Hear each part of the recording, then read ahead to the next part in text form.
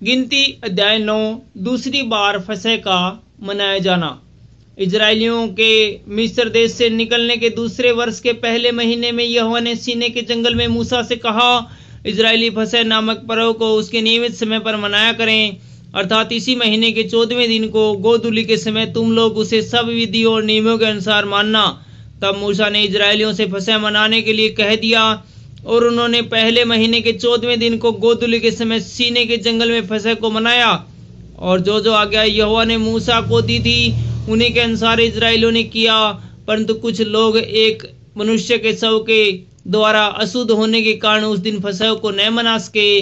वे उसी दिन मूसा और हारून के समीप जाकर मूसा से कहने लगे, हम लोग एक मनुष्य के शव के कारण अशुद्ध है, परंतु हम क्यों रुके रहें और इजरायलियों के संग यहोवा का चढ़ावा नियत समय पर क्यों न चढ़ाएं। मूसा ने उनसे कहा, ठहरे रहो, मैं सुन लूं कि यहोवा तुम्हारे विषय में क्या आज्ञा देता है। यहोवा ने मूसा से कहा, इजरायलियों से कहे कि चाहे तुम लोग चाहे तुम्हारे वंश में से कोई भी किसी लोथ के कारण अशुद्ध हो या दूर की यात्रा पर हो, तो भी वह यहोवा के लिए फसह को माने।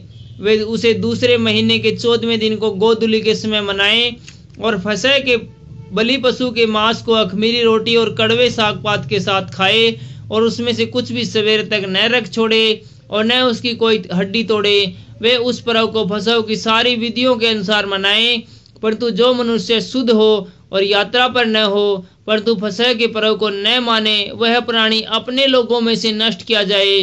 उस मनुष्य को यहोवा का चढ़ावा नियत समय पर न ले आने के कारण अपने पाप का बोझ उठाना पड़ेगा। यदि कोई परदेशी तुम्हारे साथ रहकर चाहे कि यहोवा के लिए फसह मनाए, तो उसी विधि और नियम के अनुसार उसको माने। देशी और परदेशी दोनों के लिए तुम्हारी एक ही विधि हो। निवास स्थान पर अग्नि में बादल। जिस दिन निवास जो साक्षी का तंबू भी कहलाता है खड़ा किया गया, उस दिन बादल उस पर छा गया और संध्या को वह निवास पर आग सा दिखाई दिया और भोर तक दिखाई देता रहा।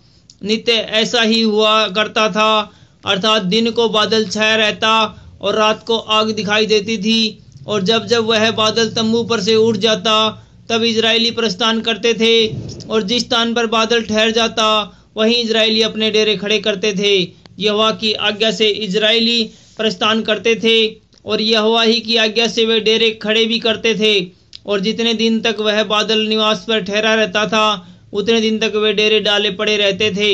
जब बादल बहुत दिन निवास पर छाया रहता था तब भी इजरायली यहोवा की आज्ञा मानते और प्रस्थान नहीं करते थे। कभी कभी वह बादल थोड़े ही दिन तक निवास पर रहता और तब भी वे यहोवा की आज्ञा से डेरे डाले पड़े रहते थे। फिर यहोवा की आज्ञा ही से वह प्रस्थान करते थे। और कभी कभी बादल केवल संध्या से भोर तक रहता, और जब वह भोर को उठ जाता था तब वे प्रस्थान करते थे। और यदि वह रात दिन बराबर रहता तो जब बादल उड़ जाता तभी वे प्रस्थान करते थे।